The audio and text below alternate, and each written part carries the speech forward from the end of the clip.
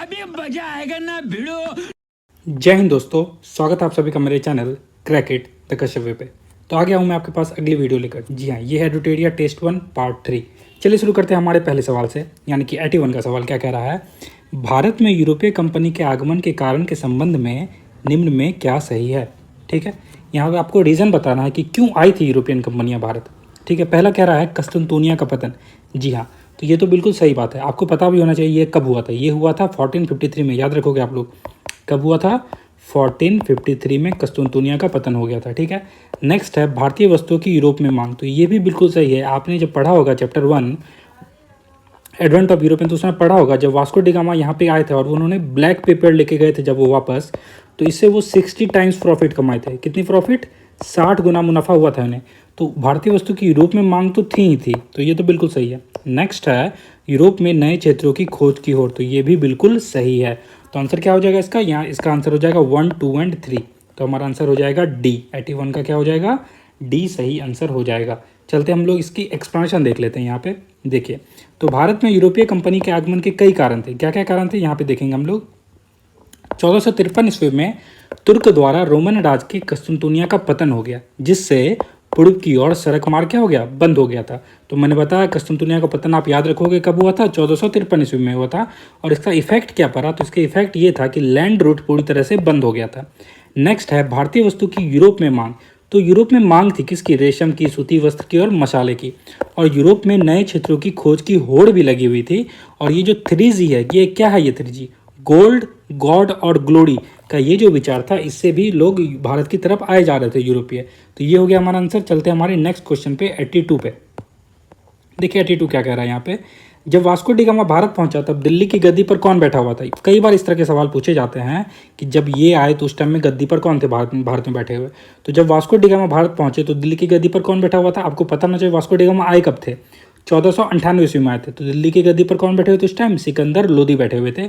आइए इसकी एक्सप्रेशन देख लेते हैं। ये देखिए, तो Sikandar Lodi, Vasco D gamma 1498 ईस्वी में भारत पहुंचा, उस समय दिल्ली का शासक कौन था? सिकंदर लोदी था, 1498 से 1517 ईस्वी तक। अब देखिए यहाँ पे ना एक टेबल दिया हुआ आपको, बहुत ही इंपॉर्टेंट टेबल है, ये आप लोग याद कर लोगे सारा कि यूरोपीय कंपनी के स्थापना का क्रम दिया हुआ है इसमें, है ना। तो पुर्तगाली ने कब स्थापना की? 1498 ईस्वी में। देखिए टेस्ट सीरीज के साथ आप तो एक तो लगाओगे टेस्ट सीरीज, आप देखोगे कितने नंबर आ रहा है आपको। साथ ही साथ जब आप एक्सप्लेनेशन ध्यान से पढ़ोगे ना, तो आपको बहुत चीज़ें याद हो जाएंगी जो आपको डायरेक्ट एग्जाम में देखने को मिलेंगी, चाहे वो क्वेश्चन से देखने को मिले, चाहे वो एक्सप्लेनेशन से देखने को मिले। इसलिए आपको ध्यान से करना सारी चीज़ें। तो देखिए पुर्तगाली जो है 1498 ईस्वी में शासक कौन थे? सिकंदर लोदी थे। अंग्रेज 1600 में आए और उस टाइम में कौन थे? अकबर। अकबर का शासन आपको पता होना चाहिए, 1556 से 1605 था अकबर का। ठीक है, नेक्स्ट आइए आप नीदरलैंड। तो 1602 मैंने बताया अकबर का कब से कब तक था? 1556 से 1605। तो 1602 उसके पहले ही आ गया, तो अकबर के टाइम था। नेक्स्ट है जहांगीर, 1616। तो जहांगीर का क्या था? 1605 से 1627, याद रखिएगा जहांगीर का। तो जहांगीर के टाइम में क्या था? डेनिस आए। और लास्ट में आते हैं फ्रांसीसी 1664 में।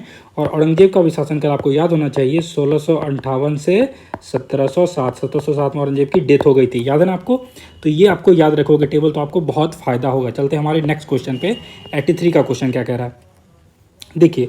83 का क्वेश्चन कह रहा है 1717 ईस्वी में मुगल शासक फर्रुखसियार के अधिकार पत्र में क्या सम्मिलित नहीं था? इसमें से कौन सा सम्मिलित नहीं था वो वाला आपको ढूंढना है जो गलत है। ठीक है, आइए हम लोग पहले देख लेते हैं यहाँ पे। तो 3000 वार्षिक कर के बदले बंगाल में मुक्त व्यापार की छूट, ये तो सम्मिलित था। ठीक है, तो ये तो सम्मिलित था। इसमें क्या करेंगे, मैं आपको ये ब्लू टिक कर देता हूँ सम्मिलित था वाले में, ताकि आप इसे याद कर लो।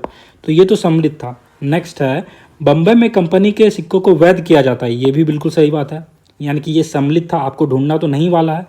1000 वार्षिक कर के बदले सूरत में मुक्त व्यापार की मांग, ये भी बिल्कुल सही है। लास्ट में आते हैं हम, तो यहाँ पे है कंपनी को अन्य यूरोपीय कंपनी की तुलना में मुगलों से व्यापार की छूट दी गई, ये गलत है। ठीक है, तो आपको गलत वाला ही ढूंढना है ना। तो इसका आंसर क्या हो जाएगा? कंपनी को अन्य यूरोपीय कंपनी की तुलना में मुगलों से व्यापार की छूट दी गई, ये हमारा सही आंसर हो जाएगा। आइए हम लोग इसकी एक्सप्रेशन देखेंगे तो आपको काफ़ी चीज़ें समझ में आएंगी। देखिए, कंपनी को अन्य यूरोपीय कंपनी की तुलना में मुगलों से व्यापार में जो छूट दी गई, ये जो कथन था ये गलत था। देखिए 1717 ईस्वी में फर्रुखसियार का अधिकार पत्र, क्या कहा जाता है उसको? मैग्ना कार्टा कहा जाता है। 3000 वार्षिक कर के बदले बंगाल में मुक्त व्यापार की छूट मिल गई। तो बंगाल में कितने के बदले? तो 3000 वार्षिक कर के बदले। याद करो यार मेरे साथ, ठीक है ना। बंगाल में 3000 वार्षिक कर के बदले।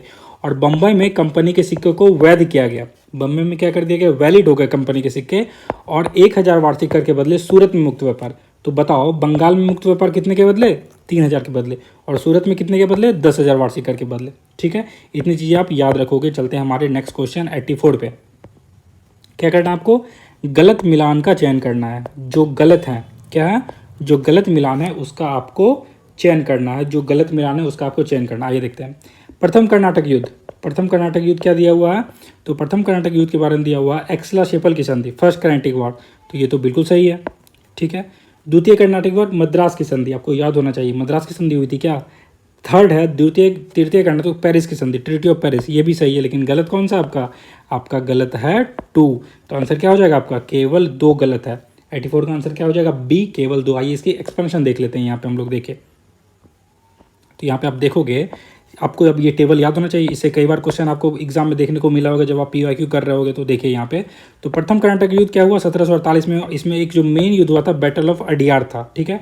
1746 से 1748 के बीच हुआ। एक्सला शेपल की संधि होती है 1748 में, याद रखोगे। तो प्रथम कर्नाटक युद्ध का जो संधि थी वो कौन थी? एक्सला शेपल की संधि। नेक्स्ट है द्वितीय कर्नाटक युद्ध, ठीक है ना।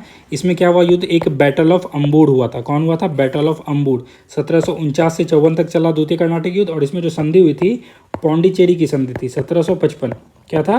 पौंडीचेरी की संधि 1755। और तृतीय कर्नाटक युद्ध की जब बात करेंगे तो इसमें जो मेन वार था 1760, बैटल ऑफ वांडीवास, बहुत ही फेमस वार हिस्ट्री का, जो ये चला था कब से कब तक? थर्ड कर्नाटक वार 1756 से 63 तक। और इसमें क्या था? पेरिस की संधि हुई थी 1763 में। तो ट्रीटी ऑफ पेरिस, तो याद रखोगे एक्सला शेपल पहले में, पौंडीचेरी दूसरे में, और पेरिस की संधि तीसरे में, ठीक है। इससे आपका ये बिल्कुल क्लियर याद हो जाएगा। चलते हैं हमारे नेक्स्ट क्वेश्चन 85 पे। 85 में आपको क्या करना है? मिलान करना है आपको। देखिए मिलान कर, यहाँ पे सूची 1 शासक है और सूची 2 का उनका उपनाम है। इसको आप क्या करोगे? मिलान करोगे। आइए हम लोग इसे बनाते हैं, है ना। 85। तो देखिए बहादुर शाह प्रथम को क्या कहा जाता था? याद होना चाहिए आपको। बहादुर शाह प्रथम को क्या बोलते थे? शाहे बेखबर कहते थे। बहादुर शाह प्रथम को कहा जाता था शाह बेखबर, याद रखिएगा। जहांदार शाह को क्या कहते थे? लंपट मूर्ख कहते थे जहांदार शाह को। जहांदार शाह का उपनाम क्या था? लंपट मूर्ख। ऐसे ऐसे काम थे उसे कि उसको लंपट मूर्ख बुलाया जाता था। रफ़ीउद्दौला सी, रफ़ीउद्दौला को क्या कहते हैं? रफ़ीउद्दौला ने बहुत कम समय तक रहे थे ये, लेकिन इन्होंने टाइटल धारण किया था शाहजहां द्वितीय का। तो रफ़ीउद्दौला ने किसका टाइटल ग्रहण किया था? शाहजहां द्वितीय का टाइटल ग्रहण किया था। और नेक्स्ट मोहम्मद शाह। मोहम्मद शाह के बारे में तो बताना ही नहीं है। कौन थे ये? रंगीला बादशाह थे। कौन थे? रंगीला बादशाह। इसका सही आंसर क्या हो जाएगा? सी। इसका सही आंसर हो जाएगा 4213। याद रखिएगा सही आंसर क्या है? 4213। आइए हम लोग इसकी एक्सप्रेशन देख लेते हैं। देखिए तो आपको सबका क्या है यहाँ पे, अब आपको टाइमलाइन भी याद करना चाहिए। बहादुर शाह प्रथम का जो टाइमलाइन था 1707 से 1712 ईस्वी तक रहे थे। सबसे पहले औरंगजेब जो है, औरंगजेब कब तक रहे? 1658 से 1707 तक तो औरंगजेब रहे थे। AZ है ना। मैंने तरीका बताता हूँ कैसे याद करोगे। आप देखो AZ 5807 है ना, कोड बना लिया मैंने, तो इससे आपको आसानी से याद रहेगा। तो AZ 5807 यानी कि औरंगजेब 1658 से 1707 रहे। 1707 में कौन आते हैं? बहादुर शाह प्रथम आते हैं। 1707 से 12 तक रहे। इनकी उपाधि थी शाह बेखबर। क्या थी उपाधि? बताओ मेरे साथ। शाह बेखबर। बहादुर शाह की उपाधि क्या थी? शाह बेखबर। कब से कब तक रहे? 1707 से 12 तक रहे। नेक्स्ट आते हैं जहांदार शाह। जहांदार शाह कब से कब तक रहे? मात्र 1 साल रहते हैं ये, ठीक है ना। तो ये मात्र 1 साल रहे। 12 से 13 इनका जो था लंपट मूर्ख था। क्या था इनका? लंपट मूर्ख। कितने साल रहे? 1 साल रहे। कब से कब तक? 12 से 13। नेक्स्ट आते हैं फर्रुखसियार। फर्रुखसियार 13 से 19 तक रहे। फर्रुखसियार कब से कब तक रहे? 13 से 19। बोलो मेरे साथ। फर्रुखसियार कब तक रहे? 13 से 19 तक रहे। और इनका क्या था टाइटल? घृणित कायर। इनका टाइटल क्या था? घृणित कायर टाइटल था।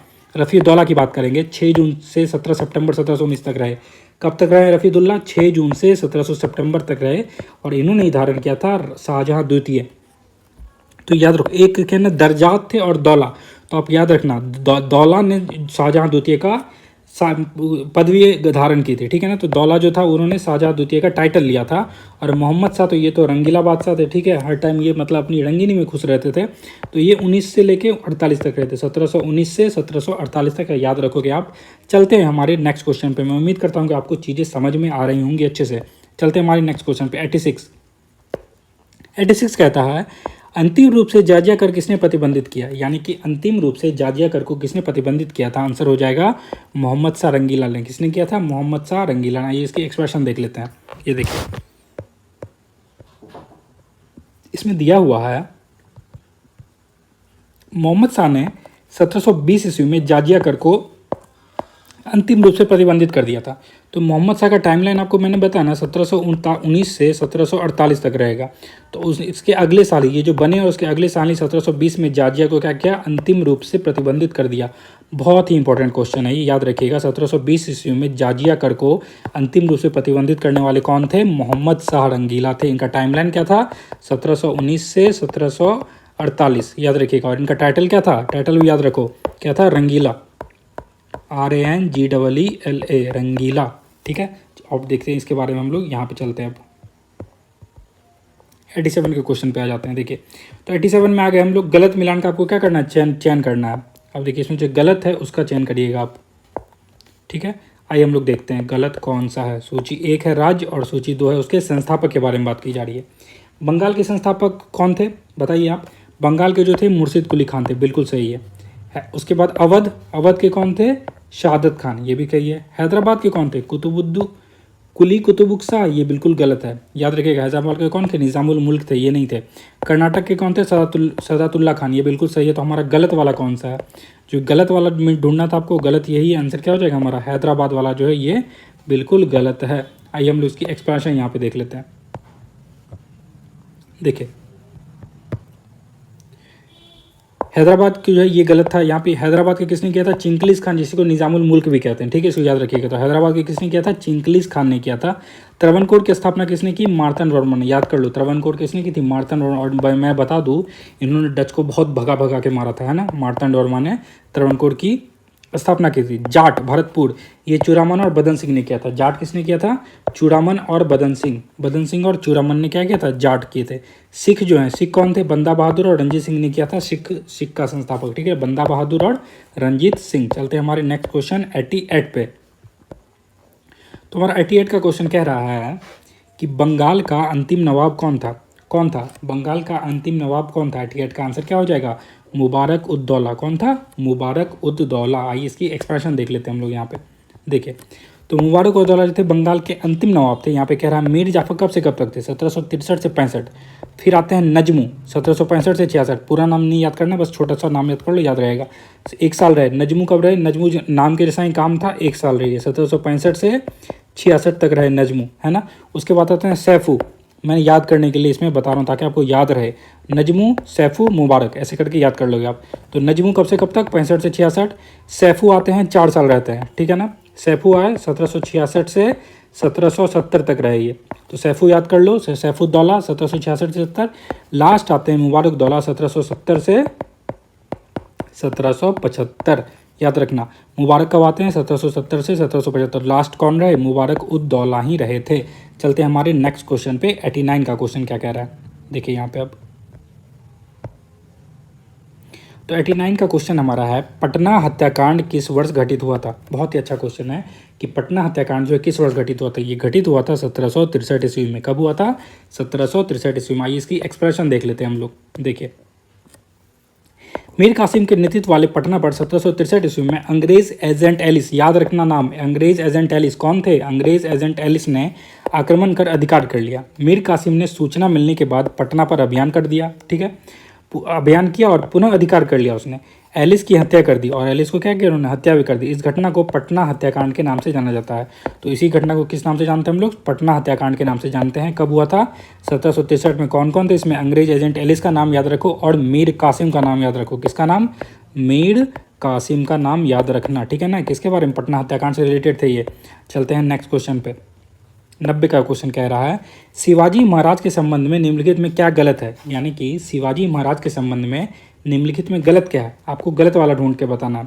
इसमें देखिए 1659 में अफजल खान की हत्या, बिल्कुल सही है ये।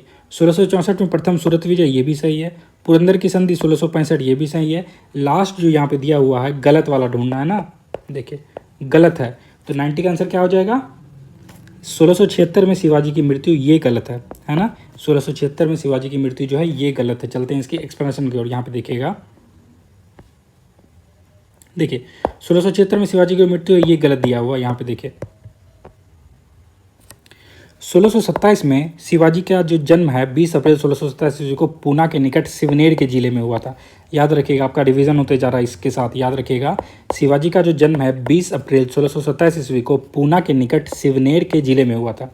1659 ईस्वी में शिवाजी को ने सरदार अफजल खान की हत्या की। तो उन्होंने अफजल खान की हत्या कब की, इसमें ये डेट बहुत इंपॉर्टेंट है। 1659 ईस्वी में शिवाजी ने सरदार अफजल खान की हत्या कर दी, ठीक है ना, 1659 ईस्वी में। नेक्स्ट 1663 में शिवाजी ने शाइस्ता खान को पराजित किया। शाइस्ता खान को कब पराजित किया, 1663 ईस्वी में। और 1664 ईस्वी में प्रथम सूरत विजय की। 1664 ईस्वी में क्या किया, प्रथम सूरत विजय किया। और 1665 में पुरंदर की संधि होती है। 1665 में क्या होता है, पुरंदर की संधि होती है। अब देखिए 1666 ईस्वी में औरंगजेब द्वारा शिवाजी को बंदी बनाया गया। तो औरंगजेब ने शिवाजी को बंदी कब बनाया था, 1666 ईस्वी में। ये इंपॉर्टेंट डेट है, ठीक है ना। औरंगजेब ने शिवाजी को बंदी बना लिया था 1666 ईस्वी में। नेक्स्ट आते हैं हम लोग 1670 में दूसरी बार सूरत का विजय किया इन्होंने। और 1674 ईस्वी में काशी के प्रसिद्ध विद्वान गंगा भट्ट से अपना राज्याभिषेक रायगढ़ में करवाया था। तो इनका जो राज्याभिषेक किया था ना, वो किसने किया था ना, कई बार ऐसे क्वेश्चन पूछे जाते हैं, बिल्कुल फैक्चुअल है ये। गंगा भट्ट ने, ये जो थे काशी के एक प्रसिद्ध विद्वान थे और छत्रपति की उपाधि ले दी, है ना। इन्होंने किसकी उपाधि ली, छत्रपति शिवाजी महाराज की उपाधि ले दी। और 1680 ईस्वी में इनकी मृत्यु हो गई थी, 76 में नहीं हुई थी। कब हुई थी, 1680 ईस्वी में शिवाजी की मृत्यु हुई थी, याद रखिएगा 1680 ईस्वी में। चलते हैं हमारे नेक्स्ट क्वेश्चन पे 91, बिल्कुल वन लाइनर है। घेरे की नीति का संबंध किससे है, यानी कि घेरे की नीति किसको बोलते हैं हम लोग, रिंग फेंस पॉलिसी को बोलते हैं। इसका संबंध किससे है, इसका संबंध है वारेन हेस्टिंग से। किससे, वारेन हेस्टिंग से। आइए हम लोग इसकी एक्सप्रेशन देख लेते हैं। देखिए वारेन हेस्टिंग ने 1772 और 1758 के दौरान अहस्तक्षेप की नीति को चलाया, ठीक है। कंपनी का उद्देश्य अपने जीते हुए प्रदेशों के पास बफर स्टेट की स्थापना करना था, ठीक है ना। ब्रिटिश राज की सुरक्षा हेतु पड़ोसी राज्यों से संधि करना था। रिंग फेंस क्या कहलाता था ना, मान लो यहाँ पर कुछ ये अपना राज्य है, ठीक है ना, तो इसके चारों ओर ये भी हम कब्जा कर लिया, इसे भी कर लिया, इसे भी कर लिया, यहाँ भी कर लिया, यहाँ भी कर लिया, यहाँ भी और यहाँ भी, तो एक पूरा रिंग बन गया अब। और ये जो अब मेन स्टेट है यहाँ पे, ये क्या है, यहाँ पे ये जो स्टेट है अब सेफ हो गए हैं बीच वाले, ठीक है ना। और यहाँ पे एक रिंग तैयार हो गया, इसी को हम लोग क्या बोलते हैं, रिंग फेंस पॉलिसी बोलते हैं। किससे रिलेटेड था ये था रिलेटेड वारेन हेस्टिंग से। किससे, वारेन हेस्टिंग से। चलते हैं हमारे नेक्स्ट क्वेश्चन पे, ध्यान दीजिएगा। सहायक संधि को अपनाने वाले राज्यों का सही क्रम क्या है, ठीक है ना। यहाँ पे आपको कोट दिया हुआ, अब आपको क्या बताना है, सहायक संधि जो अपनाया था उसमें सबसे सही क्रम क्या है। सबसे पहले किसने, मैसूर ने अपनाया, ठीक है, याद रखोगे। सही क्रम क्या है आपको बताना, सबसे पहले किसने, मैसूर। मैसूर के बाद तंजौर अपनाते हैं, फिर अपनाते हैं कौन, अवध, अवध ने अपनाया था। उसके बाद पेशवा अपनाते हैं, फिर अपनाते हैं हमारे सिंधिया, और लास्ट में कौन अपनाते हैं, गायकवाड़ अपनाते हैं, ठीक है। इतना आपको याद रखना है। इस हिसाब से आपका आंसर क्या हो जाएगा, 92 का आंसर हो जाएगा डी, 1 2 4 3 6 5। आइए हम लोग इसकी एक्सपेंशन देखते हैं। ये देखिए, तो हैदराबाद, पूरा आपको ये पूरा लिस्ट याद होना चाहिए यार, है ना, सिर्फ क्वेश्चन वाला नहीं, बाकी जो भी है वो भी आपको याद होना चाहिए। 1798 में हैदराबाद को किया उन्होंने, ठीक है ना। उस पर 1801 में अवध। हैदराबाद कब, उसके बाद हैदराबाद 1798, या बोलना है मेरे साथ आपको, हैदराबाद कब, 1798। हैदराबाद कब, बोलो 1798 को। अवध कब, अवध 1801, याद रखना है मेरे साथ, अवध 1801। अवध कब, 1801, फिर से बोलो, अवध 1801। और अवध पे मिस गवर्नेंस भी लगवाया था, याद है ना, अवध पे मिस गवर्नेंस का चार्ज भी लगवाया था। गायकवाड़ 1803, गायकवाड़ कब, 1803, याद रखना। तो देखिए सबसे पहले 98 में हैदराबाद है, फिर 99 में मैसूर है, 99 में तंजौर है, ठीक है। तो HMT याद रख लो, HMT याद रहेगा आपको, हैदराबाद, मैसूर, तंजौर, HMT याद करो मेरे साथ शॉर्ट में। 1798, 99, 99, तो याद होना चाहिए आपको HMT। क्या है पहला तरीका वो याद करने का, मैं बता रहा हूँ, HMT 98, 99, 99, याद हुआ, HMT हैदराबाद, मैसूर, तंजौर, 98, 99, 99, क्लियर है, इतनी चीज़ें क्लियर हैं। चलते हैं नेक्स्ट पे, अवध, पेशवा, सिंधिया। अब देखो अवध 1 2 3, कितना आसान है, देखो 1 2 3, तो अवध, पेशवा, सिंधिया, APS, अवध, पेशवा, सिंधिया, 1 2 3, अवध, पेशवा, सिंधिया कब, 1 2 3, और लास्ट में 3 में कौन आते हैं, फिर गायकवाड़ आ जाते हैं, APSG, APSG करके आप याद कर सकते हो, ठीक है ना। कुछ भी ट्रिक बनाओ जिससे आपको याद होना चाहिए, जरूरी नहीं कि मेरा ही ट्रिक आपको यूज़ करना, लेकिन कुछ भी ट्रिक बना के याद तो करना पड़ेगा आपको, ठीक है ना। फैक्चुअल क्वेश्चन आएंगे इस बार बीपीएससी में, लेकिन कॉन्सेप्चुअल भी आएंगे, आप इस बात को देखना, ठीक है ना। मैं अभी भी प्रिडिक्ट कर दे रहा हूँ, क्वेश्चन बिल्कुल आपका ना मिक्स क्वेश्चन आएगा। 69 के पैटर्न पे, 70 पे पैटर्न पे बिल्कुल नहीं आएगा कि वन लाइनर वाले ऐसे नहीं आने वाले हैं। चलते हमारे 93 पे। देखिए 93 का क्वेश्चन कह रहा है निम्नलिखित कथनों पर विचार करें। क्या विचार करना आपको? और सत्य कथन का पहचान करना। कौन सा कथन का? सत्य कथन और सत्य वचन बोलो। तो 93 का आपको ढूंढना है। देखिए तो इसमें कह रहा है अस्थाई बंदोबस्त में जमींदारी का 1/10 भाग निर्धारित था।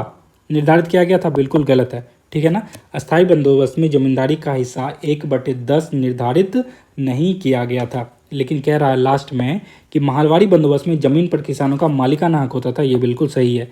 और महलवाड़ी में क्या होता था? ज़मीन पर किसानों का मालिकाना हक होता था। आंसर क्या हो जाएगा? केवल 2 सही है। कौन सही है? केवल 2 सत्य है। आइए हम लोग देखते हैं इसकी एक्सप्लेनेशन को। देखिए तो 93 का आंसर क्या है? केवल 2। मैंने बता दिया आपको। अब आपको यहाँ पे ना बहुत सारे फैक्ट हैं, आप याद करोगे। देखिए सबसे पहले ना अस्थाई बंदोबस्त की बात हो रही है, किसकी? परमानेंट सेटलमेंट बोलते हैं इंग्लिश वालों, परमानेंट सेटलमेंट, PS याद रखना। तो परमानेंट सेटलमेंट लाने वाले कौन थे? कॉर्नवालिस थे। कौन थे? कॉर्नवालिस। तो परमानेंट सेटलमेंट लाने वाले कौन थे? कॉर्नवालिस थे, याद रखना।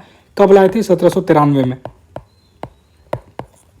ठीक है। कौन सा क्षेत्र था? बंगाल, बिहार और उड़ीसा। कौन सा क्षेत्र था? बंगाल, बिहार। देखिए आपके ये जो है ना, ये यहाँ तक का जो नॉलेज है ये बिल्कुल वन लाइनर नॉलेज है। तो आपको ये तो आप कभी चांस ही नहीं कि आप इसे भूल सकते हो। अगर आप इसे बोले तो आप तो निकल गए, रेस से बाहर हो आप फिर, ठीक है ना। तो आपको ये सब तो बिल्कुल ऑन टिप्स होना चाहिए आपके। अस्थाई बंदोबस्त, ठीक है, किसने लाया? कॉर्नवालिस ने लाया। कब लाया? यहाँ लाया। कहाँ लाया? तो बंगाल, बिहार, उड़ीसा लगभग 19% क्षेत्र में लाया भारत के, ठीक है। ये आपको एकदम चाहिए। तो इसको हम लोग बोलते हैं लेवल 1 का नॉलेज हो गया। ये क्या है? 1 है। अब इसके 2 में जाना आपको, ठीक है ना। जहाँ पे अब आप यहाँ पे आपको फैक्चुअल क्वेश्चन जब बनेंगे तो यहाँ से बनेंगे, ठीक है ना, स्टेटमेंट वाइज। अब देखिए इसमें क्या कह रहा है, मुख्य बिंदु क्या था इसका? तो इस्तेमारी या जमींदारी व्यवस्था इसमें लाई गई। जमींदार 1/11 और ब्रिटिश 10/11। तो 10/11 भाग कौन ले लेते थे? ब्रिटिश। और 1/11 भाग कौन लेते थे? जमींदार लेते थे।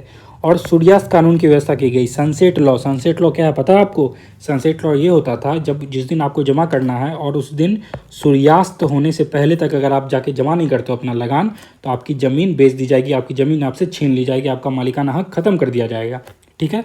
तो यही था सूर्यास्त कानून, रिलेटेड है अस्थाई बंदोबस्त से। नेक्स्ट है जमींदारों को जमीन के मालिक के रूप में मान्यता दी गई। जमींदारों को जो है जमीन के मालिक के रूप में क्या की गई? मान्यता दी गई। और जमींदारों को किसानों से लगान वसूली करते थे। तो जमींदार जो है किसानों से क्या करते थे? लगान वसूली करते थे। आइए चलते हैं इसके अगले पे। तो परमानेंट सेटलमेंट समझ गए आप? मेरे ख्याल से परमानेंट सेटलमेंट कोई दिक्कत नहीं। देखिएगा फिर से मैं एक बार बता रहा हूँ। परमानेंट सेटलमेंट यानी कि अस्थाई बंदोबस्त किसने लाया? कॉर्नवालिस ने लाया। कब लाया? 93 में लाया। कहाँ पे? बंगाल, बिहार और उड़ीसा, लगभग 19% क्षेत्र में लाया था। इस्तेमारी और जमींदारी व्यवस्था आई थी। इससे जमींदार कितना लेते थे? 1/11 और ब्रिटिश 10/11। ये आपको याद रखना है। नेक्स्ट सूर्यास्त कानून की व्यवस्था की गई थी। किसकी व्यवस्था की गई थी? सूर्यास्त कानून की व्यवस्था की गई थी। जमींदारों को जमीन के मालिक के रूप में मान्यता दी गई थी। जमींदारों को जो क्या किया गया था? जमीन के मालिक के रूप में मान्यता दी गई थी। और जमींदारों को किसानों से लगान वसूल करते थे, ठीक है। ये बातें क्लियर हो गई। चलते हैं हम लोग अब इसके नेक्स्ट रैयतवाड़ी व्यवस्था पे। देखिए रैयतवाड़ी क्या कहता है? रैयतवाड़ी कर्नल रीड और थॉमस मुनरो, याद रखना भाई, कर्नल रीड और थॉमस मुनरो। किसने लाया था? रैयतवाड़ी लाया कर्नल रीड और थॉमस मुनरो ने। कर्नल रीड और थॉमस मुनरो ने वर्ष 1792 और 1820, ठीक है ना। कहाँ था? एरिया बहुत इंपॉर्टेंट इसका, मद्रास, बम्बई और असम। कहाँ पे? मद्रास, बम्बई और असम, ठीक है ना। मद्रास, बम्बई और MBA याद कर लो, MBA मद्रास, बम्बई और असम। और क्या था? 51%। कितना? कितने एरिया में? 51% पे। परमानेंट सेटलमेंट कितने एरिया में था? 19% में था परमानेंट सेटलमेंट। अब देखिए इसमें क्या होता था? रैयतों को भूमि का स्वामी माना जाता था। इसमें जो रैयत हैं, रैयत को क्या मानते थे? भूमि का स्वामी रैयत को ही माना जाता था। और अंग्रेज सीधे किसानों से लगान वसूल करते थे। अंग्रेज क्या करते थे ना? सीधे किसानों से लगान वसूल करते थे, ठीक है। इसे याद रखना आप लोग, कोई दिक्कत नहीं इसमें। चलते हैं हम लोग भू राजस्व यानी कि महलवाड़ी के बारे में भी बात करेंगे। देखिए महलवाड़ी की व्यवस्था हॉल्ट, मैकेंजी और मार्टिन बर्ड ने लाई। लागू करने वाले कौन थे? Mahalwari, Holt, Mackenzie. M से M याद रखो, M से M, हॉल्ट, मैकेंजी और मार्टिन बर्ड। वर्ष क्या था? 1819 का वर्ष था, ठीक है ना। क्षेत्र क्या था? पंजाब, मध्य प्रांत, पश्चिमी यूपी 30%, ठीक है ना। तो इसे याद रखना, पंजाब, मध्य प्रांत, पश्चिमी यूपी 30%। अगर मैं आपसे पूछ दूँ कि सबसे ज़्यादा किस एरिया में था, देखो याद रखो यहाँ पे 30% तो महलवाड़ी हो गया, 51% में जो था रैयतवाड़ी था, रैयत सबसे ज़्यादा, रैयतवाड़ी व्यवस्था जो थी ये सबसे ज़्यादा थी, ये तो सिर्फ 19% में ही था परमानेंट सेटलमेंट, ठीक है। तो इसे आपको ऐसे भी करके याद रखना है। नेक्स्ट मुख्य बिंदु क्या था इसका, जमीन पर किसानों का मालिकाना हक होता था। जमीन पे किसका हक होता था, किसानों का जो है जमीन पे मालिकाना हक होता था। और लगान के संग्रह के लिए ग्राम समितियों का जिम्मेदार ठहराया गया था, और इनको जो है लगान की समितियों के लिए ग्राम समिति का जिम्मेदार ठहराया गया था, ठीक है ना। चलते हैं हमारे नेक्स्ट क्वेश्चन पे, बहुत सारा क्वेश्चन कवर करना है, आइए करते हैं जल्दी जल्दी। देखिए 94 क्या कह रहा है, कृषि के वाणिज्यीकरण के निम्न में से क्या कारण थे, यानी कि कृषि का जो वाणिज्यीकरण हुआ इसके क्या क्या कारण थे। आंसर है यूरोपीय उद्योग की आवश्यकता पूरी करना, बिल्कुल सही है। नेक्स्ट है आधुनिक व तेजी से चलने वाली जहाज़ों का निर्माण, जी हाँ उस टाइम में ना ये बहुत हो रहा था, तो ये भी बिल्कुल सही स्टेटमेंट है। नेक्स्ट है भू राजस्व प्रणाली, ये तो है ही है। और अमेरिका में जो सिविल वार छिड़ा हुआ था, गृह युद्ध जो छिड़ा हुआ था, ये भी हमारा आंसर हो जाएगा। तो 94 का आंसर क्या हो जाएगा, 94 का आंसर हो जाएगा डी, यानी कि उपरोक्त सभी इसका आंसर हो जाएगा। आइए हम लोग इसकी एक्सप्रेशन देखते हैं। देखिए कृषि का वाणिज्यीकरण की बात हो रही है, यानी कि कृषि का उत्पादन बाजार एवं उद्योगों को ध्यान में रखकर नकदी फसलों के रूप में करना कृषि का वाणिज्यीकरण कहलाता है, ठीक है ना। कारण क्या कहता है इसका, यूरोपीय उद्योग की आवश्यकता को पूरा करने के लिए, उदाहरण क्या था, नील, कपास, चाय आदि। परिवहन प्रणालियों का विकास, कृषि उत्पादन का निर्यात करना और आसान बनाना इसको। आधुनिक और तेजी से चलने वाले जहाज यूरोप तथा भारत की दूरी तय करने में कम समय लगे। जहाज डेवलप्ड रहेंगे तो जल्दी आ पाएंगे ना वो, तो उनका ट्रेड का जो आने जाने का जो समय है वो बचेगा, ट्रेड ज़्यादा हो पाएगा, ठीक है ना, जो कृषि के व्यवसायीकरण में सहायक होगा। और भारत में नई फसलों की शुरुआत करना, क्या क्या फसल है इस पर अभी हाल ही में यूपीएससी में PYQ भी पूछा गया है इसमें, है ना, तो इसे याद रखिएगा आप। तंबाकू, मूंगफली, आलू, नील, जूट, चाय और कॉफ़ी, तो ये सब जो फसल थे ना इसका भी उदाहरण करना था उनको, ठीक है ना। नई फसल की शुरुआत किए थे ये लोग, तंबाकू, मूंगफली, आलू, नील, जूट, चाय और कॉफ़ी। चलते हैं हमारे नेक्स्ट क्वेश्चन पे। देखिए नेक्स्ट क्वेश्चन है 95। 95 का क्वेश्चन कह रहा है, मुस्लिम लीग की स्थापना कब हुई, बताना आपको। मुस्लिम लीग की जो स्थापना है ये कब हुई थी, तो ये हुई थी 30 दिसंबर 1906 को। कब हुई थी, 30 दिसंबर 1906 को। आइए हम लोग इसकी एक्सप्रेशन देख लेते हैं यहाँ पे। देखिए यहाँ पे थोड़ा सा रह गया था उसमें भू राजस्व प्रणाली में कि किसान राजस्व चुकाने के लिए व्यावसायिक फसलों के उत्पादन के लिए बाध्य थे। किसान जो है ना राजस्व चुकाने के लिए व्यावसायिक फसलों के उत्पादन के लिए बाध्य थे। और अमेरिका में जो गृह युद्ध चल रहा था ना 1860 के आसपास, भारत में ब्रिटेन के कपास की मांग को बढ़ावा दिया, क्योंकि अमेरिका गृह युद्ध के कारण कपास का निर्यात करने में सक्षम नहीं था वो, ठीक है ना। ये हो गया हमारा। अब यहाँ पे देख लेते हैं हम लोग जो हमने पढ़ा था अभी कि 30 दिसंबर 1906 को आगा खान, ढाका के नवाब सलीमुल्लाह तथा मोहसिन उल मुल्क के नेतृत्व में मुस्लिम लीग की स्थापना हुई। देखिएगा यहाँ पे कब हुई, तो पहले डेट बहुत इंपॉर्टेंट है, 30 दिसंबर 1906। जाड़ा का टाइम था यार, है ना, दिसंबर का टाइम था और 1906 में कुछ भी ऐसा बनाओ जो आपको याद रहे, है ना। तो 30 दिसंबर 1906 में बिल्कुल ठंडी ठंडी के टाइम में आगा खान ने ढाका के नवाब सलीमुल्लाह तथा मोहसिन उल मुल्क के नेतृत्व में मुस्लिम लीग की स्थापना हुई। नाम याद रखना, आगा खान, नवाब सलीमुल्लाह और मोहसिन उल मुल्क के नेतृत्व में क्या हुई, मुस्लिम लीग की स्थापना हुई। सलीमुल्लाह को इसका संस्थापक माना जाता है। इसका जो मेन संस्थापक किसको मानते हैं ना, तो नवाब सलीमुल्लाह को माना जाता है। किसको मानते हैं, नवाब सलीमुल्लाह को मुस्लिम लीग का मुख्य संस्थापक माना जाता है। आगा खान मुस्लिम लीग के प्रथम अध्यक्ष चुने गए थे। प्रथम अध्यक्ष कौन थे, आगा खान जो है ये प्रथम अध्यक्ष थे, याद रखिएगा। तो आगा खान जो है मुस्लिम लीग के प्रथम अध्यक्ष चुने गए थे, इतना आपको याद रखना है। चलते हैं हमारे नेक्स्ट क्वेश्चन 96 पे। देखिए कह रहा है, कांग्रेस के सूरत अधिवेशन की अध्यक्षता किसने की थी। 1907 में जो कांग्रेस का सूरत अधिवेशन हुआ था इसकी अध्यक्षता किसने की थी, इसकी जो अध्यक्षता की थी रास बिहारी बोस ने की थी। किसने की थी, रास बिहारी बोस। और यहाँ पे एक कांड हो गया था, आइए हम लोग कांड को पढ़ते हैं। देखिए रास बिहारी बोस ने 1907 के अध्यक्षता, रास बिहारी बोस इसी अधिवेशन में कांग्रेस में फूट पड़ गई थी। मैंने बताया ना एक कांड हो गया था, सूरत स्प्लिट भी कहते हैं इसको। तो इस अधिवेशन में कांग्रेस में फूट पड़ गए थे और उदारवादियों तथा उग्र राष्ट्रवादियों के बीच क्या हो गया था, विभाजन हो गया था। किनके बीच, उदारवादियों तथा उग्र राष्ट्रवादियों के बीच विभाजन हो गया था। आपको ये याद रखना है 96 का बी। चलते हैं हमारे नेक्स्ट क्वेश्चन पे 97। दिल्ली दरबार के समय भारत का वायसराय कौन था। बहुत ही अच्छा क्वेश्चन है और कई बार रिपीटेड क्वेश्चन है, बहुत बार पूछा जाता है एग्जाम में कि दिल्ली दरबार के समय भारत का वायसराय कौन था। कौन था, लॉर्ड हार्डिंग सेकेंड, द्वितीय। कौन था, लॉर्ड हार्डिंग द्वितीय जो है दिल्ली दरबार के समय भारत का वायसराय था। आइए हम लोग इसकी एक्सप्रेशन देख लेते हैं। देखिए यहाँ पे दिया हुआ ना, तो लॉर्ड हार्डिंग द्वितीय जो हैं 6 मई 1910 को जॉर्ज पंचम, याद रखिएगा जॉर्ज द्वितीय, एक 1 2 3 4 नहीं 5, जॉर्ज पंचम इंग्लैंड के सम्राट बने। इसके उपलक्ष्य में 12 दिसंबर 1911 को, याद रखिएगा 12 दिसंबर 1911, ठीक है ना, 12 दिसंबर 1911 को दिल्ली में एक राज दरबार का आयोजन किया गया, जहां पर वायसराय लॉर्ड हार्डिंग द्वितीय ने सम्राट की ओर से बंगाल विभाजन रद्द करने की घोषणा की। तो ये घोषणा किसने की थी? लॉर्ड हार्डिंग द्वितीय ने। किसके किसके जगह पे? तो सम्राट पंचम की जगह पे। इसी समय 1911 में भारत की राजधानी कलकत्ता से हटाकर दिल्ली बनाने की घोषणा की गई, और यही दिल्ली दरबार था जिसमें यह घोषणा की गई कि कलकत्ता जो है अब राजधानी नहीं रहेगी, अब राजधानी कौन रहेगी? दिल्ली रहेगी, जिसे 1912 में मूर्त रूप दिया गया। और इसे जो मूर्त रूप है यानी कि इसे जो लीगलाइज किया गया 1912 में किया गया। चलते हैं हमारे 98 के क्वेश्चन पे। देखिए 98 है, नेटिव मैरिज एक्ट किस वर्ष लाया गया था? नेटिव मैरिज एक्ट जो है ये किस वर्ष लाया गया था? तो ये लाया गया था 1872 ईस्वी में। कब लाया गया था? 1872 ईस्वी में नेटिव मैरिज एक्ट लाया गया था। आइए हम लोग देखते हैं यहाँ पे। देखिए नेटिव मैरिज एक्ट 1872 ईस्वी में लाया गया। इस समय लॉर्ड नॉर्थब्रुक भारत का वायसराय था। तो इस समय भारत का वायसराय कौन था? लॉर्ड नॉर्थब्रुक भारत का वायसराय था। इसके अंतर्गत 14 वर्ष से कम उम्र की लड़की के विवाह पर रोक लगा दी गई, यानी कि 14 से उम्र से जो कम उम्र की जो लड़कियां थी उनका विवाह नहीं हो सकता था। यह केशव चंद्र जी के प्रयासों से संभव हुआ था। किसके प्रयासों से? केशव चंद्र जी के प्रयासों से संभव हो पाया था। चलते हैं हमारे नेक्स्ट क्वेश्चन पे, 99 का क्वेश्चन। 99 का क्वेश्चन कहता है, इंडियन लीग की स्थापना किसके द्वारा की गई? इंडियन लीग जो है इसकी स्थापना जो है ये किसके द्वारा की गई? बताना है आपको। इसका आंसर हो जाएगा शिशिर कुमार घोष। किसके द्वारा?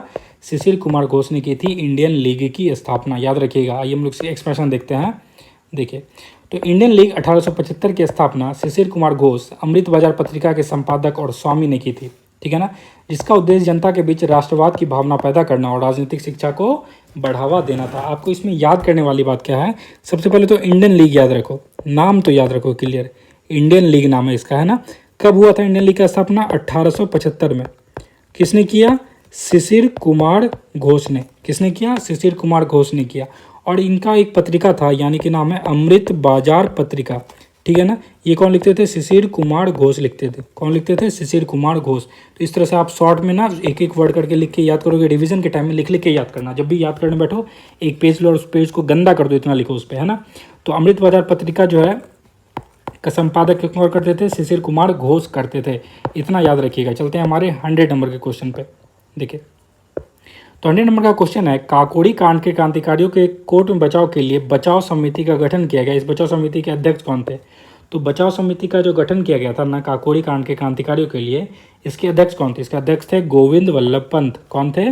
गोविंद वल्लभ पंत। आइए हम लोग इसकी एक्सप्रेशन देखते हैं। देखिए रेलवे के लखनऊ सहारनपुर संभाग के काकोड़ी लखनऊ नामक स्थान पर 9 अगस्त 1925 को, कब? याद रखिएगा 9 अगस्त 1925 को eight down Saharanpur Lucknow passenger train पर डकैती डालकर सरकारी खजाने को लूट लिया गया।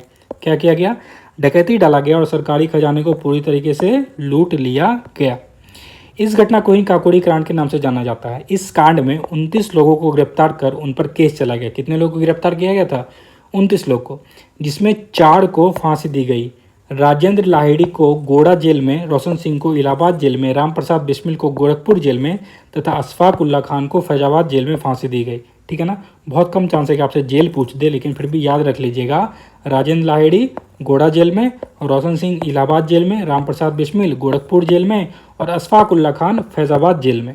इनमें से एक अभियुक्त चंद्रशेखर आज़ाद फरार हो गए थे, और चंद्रशेखर आज़ाद जो है वो फरार हो गए थे। गोविंद वल्लभ पंत की अध्यक्षता में एक बचाव समिति का गठन किया गया था। इस जो बचाव समिति है इसके अध्यक्ष कौन थे?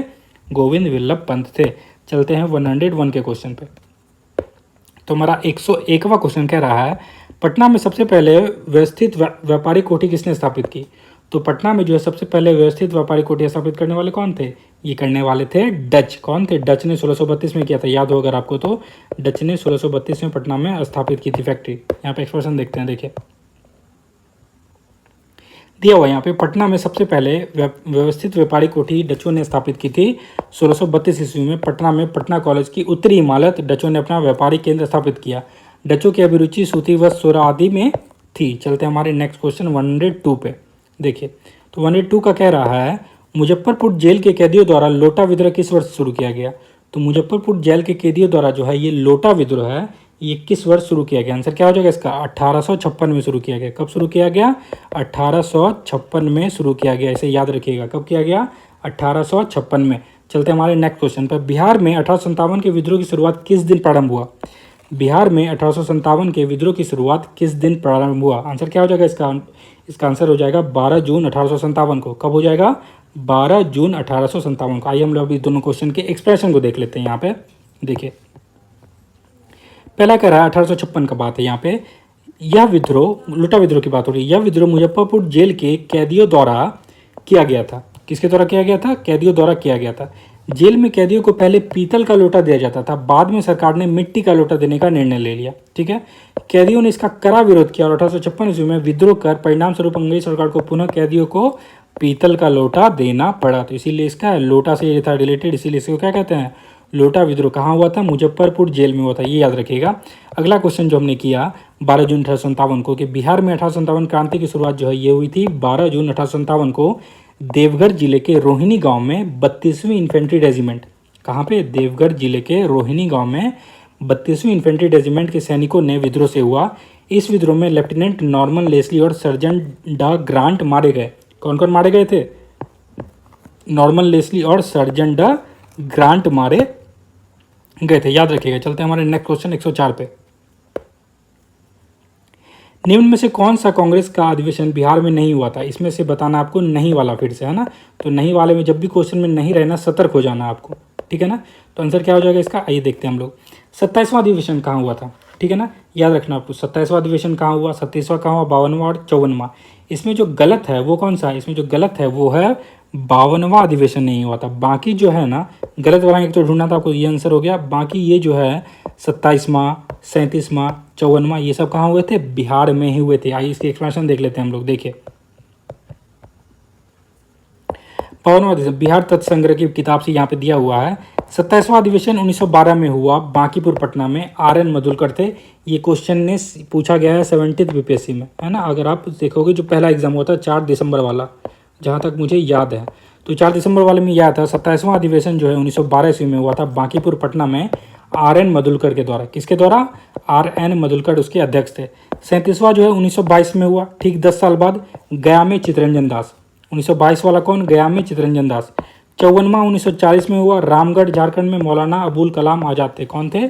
मौलाना अबुल कलाम आज़ाद। याद होना चाहिए। अब बताइएगा 27वां अधिवेशन कब हुआ? 1912 में हुआ, बांकीपुर पटना में, RN मधुलकर। याद करो। 37वां कब हुआ? 1922 में, ठीक 10 साल बाद, 1922 में गया में होता है, चितरंजन दास थे अध्यक्ष। और 54वां, 27, 37 और 54, और यहाँ पे 54वां जो है ये 1940 में होता है, रामगढ़ झारखंड में। कौन थे? मौलाना अबुल कलाम आज़ाद। कौन थे अध्यक्ष? मौलाना अबुल कलाम आज़ाद थे। चलते हैं 105 के क्वेश्चन पे। देखिए, कांग्रेस के प्रथम अधिवेशन में बिहार से कितने प्रतिनिधियों ने भाग लिया? तो कांग्रेस का जो प्रथम अधिवेशन था ना, इसमें बिहार के कितने प्रतिनिधियों ने भाग लिया था? इसका आंसर क्या हो जाएगा? इसका आंसर हो जाएगा D, 0। कांग्रेस का जो अधिवेशन हुआ था इसमें कितने प्रतिनिधियों ने भाग लिया था? आंसर हो जाएगा एक भी नहीं। आइए यहाँ पे देखते हैं। देखिए, प्रथम अधिवेशन की अध्यक्षता WC बनर्जी ने की थी, ठीक है ना। इस अधिवेशन में 72 प्रतिनिधियों ने भाग लिया था, लेकिन बिहार से कोई प्रतिनिधि शामिल नहीं थे। बिहार से जो है कोई भी नहीं थे। और करने वाले कौन थे? वैसे 72 लोग थे और WC बनर्जी अध्यक्ष थे। कांग्रेस के दूसरे अधिवेशन में बिहार से 31 प्रतिनिधियों ने भाग लिया, और वहीं जब दूसरा अधिवेशन होता है ना, तो बिहार से 31 लोगों ने भाग लिया था। याद रखिएगा, 31 लोगों ने। लेकिन जो पहला था उसमें बिहार से कोई प्रतिनिधि शामिल नहीं था, ठीक है। चलते हैं हमारे अगले क्वेश्चन पे। नेक्स्ट है, बिहार स्टूडेंट कॉन्फ्रेंस की स्थापना किस वर्ष की गई? है ना, बिल्कुल बेयर फैक्ट है ये, आपको याद होना चाहिए। और अगर याद नहीं तो आप याद कर लो। बिहार स्टूडेंट कॉन्फ्रेंस की स्थापना 1906 ईस्वी में की गई थी। कब की गई? 1906 ईस्वी में की गई थी बिहार स्टूडेंट्स कॉन्फ्रेंस की स्थापना। इसकी एक्सप्रेशन देखते हैं हम लोग। देखिए, तो यहाँ पे दिया हुआ है 1906 ईस्वी बंगाल विभाजन की घोषणा 20 जुलाई 1905 ईस्वी को तत्कालीन वायसराय लॉर्ड कर्जन ने की थी। एक क्वेश्चन यहीं से बन जाएगा आपका डायरेक्ट, ठीक है ना। तो बंगाल विभाजन यानी कि पार्टीशन ऑफ बंगाल की जो घोषणा कब हुई, डिक्लेरेशन, 20 जुलाई 1905 को हुई। कब हुई? 20 जुलाई 1905 को। किसने की थी? करने वाले थे कर्जन। कौन थे? कर्जन ने घोषणा की थी। इसे अक्टूबर 1905 को प्रभावी किया गया। कब किया गया? अक्टूबर 1905 से ये इफेक्टिव हो गया था। विरोध को सशक्त बनाने के लिए बिहार स्टूडेंट कॉन्फ्रेंस की स्थापना 1906 में की गई, और अगले साल ही इसको विद्रोह को ज़्यादा सशक्त बनाने के लिए बिहार स्टूडेंट कॉन्फ्रेंस की स्थापना की गई, ये आपको याद रखना है। चलते हैं नेक्स्ट क्वेश्चन पे 107। देखिए 187 कह रहा है मुजफ्फरपुर बम कांड किस दिन घटित हुआ, यानी कि जो मुजफ्फरपुर का बम कांड है ये किस दिन घटित हुआ था। इसका आंसर क्या हो जाएगा, ए 30 अप्रैल 1908 को। कब हुआ था, 30 अप्रैल 1908 को मुजफ्फरपुर बम कांड घटित हुआ था, 30 अप्रैल 1908 को। ठीक है, चलते हैं हमारे अगले क्वेश्चन पे। इसके एक्सप्रेशन देख लेंगे भाई यहाँ पे ना, ये देखो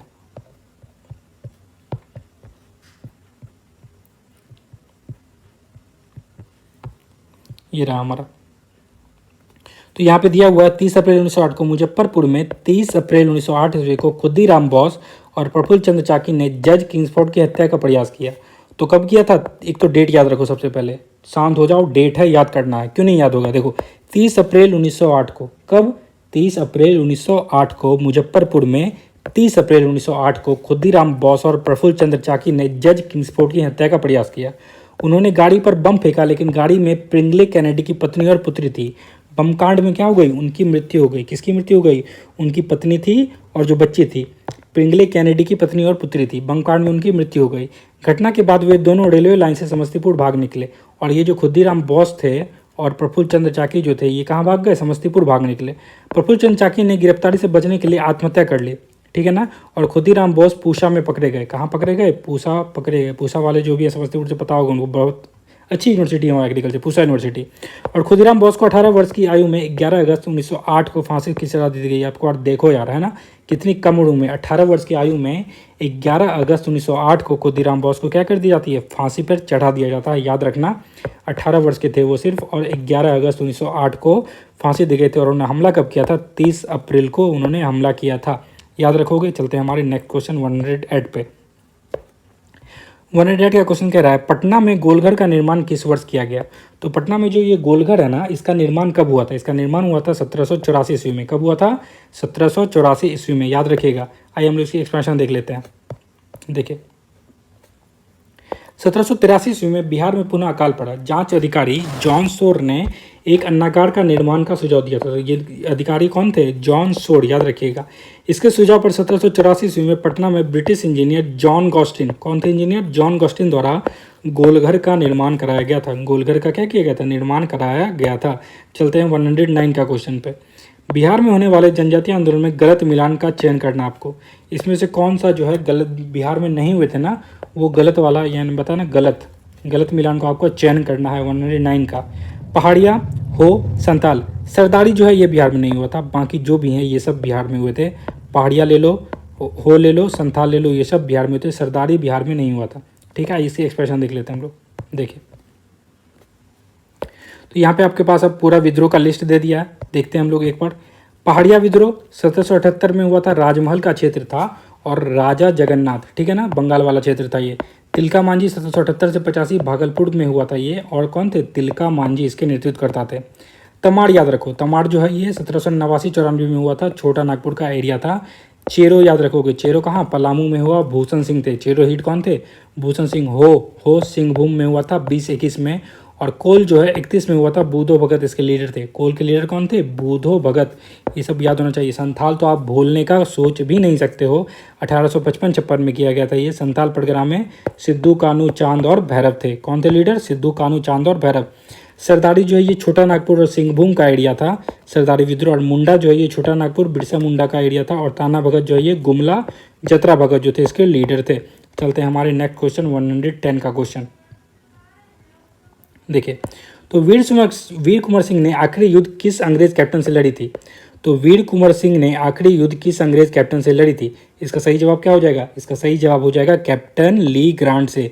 तो वीर कुंवर सिंह ने जो अपनी आखिरी युद्ध है किससे लड़ी थी, कैप्टन ली ग्रांट से लड़ी थी। आते हम लोग इसके अगले क्वेश्चन पे, देखिएगा यहाँ पे। देखिए तो यहाँ पे दिया हुआ है 23 अप्रैल 1858 को घायल अवस्था में उन्होंने जगदीशपुर पर अधिकार कर लिया। जगदीशपुर को मुक्त कराने पर कैप्टन ली ग्रांट के नेतृत्व में आई ब्रिटिश सेना ने कुंवर सिंह को बुरी तरह पराजित किया। हाथ कटने के कारण गंभीर रूप से घायल कुंवर सिंह की मृत्यु 26 अप्रैल 1858 ईस्वी को हो गई। कब उनकी मृत्यु हुई थी, 26 अप्रैल 1858 को हुई, लेकिन उनकी मृत्यु के समय जगदीशपुर स्वतंत्र था। और जो जब उनकी मृत्यु हुई थी उस टाइम में जगदीशपुर जो है स्वतंत्र था। तो आज का ये हमारा वीडियो रहा, 110 क्वेश्चन तक हम लोग कर चुके हैं। अगली वीडियो जाएगी आपकी ये टेस्ट 1 है, ये पूरी मैं कंप्लीट कर दूंगा, ठीक है। तो बहुत बहुत धन्यवाद। अगर आपको ये वीडियो पसंद आया तो लाइक करिएगा, कमेंट करके बताइएगा ये वीडियो आपको कैसा लगा। बहुत बहुत थैंक यू। मेरा ये चैनल सब्सक्राइब करें और मेरे हर अपडेट आपको मिले, इसके लिए बेल आइकन जरूर दबाइएगा। आप सभी को मेरी ढेर सारी शुभकामनाएं।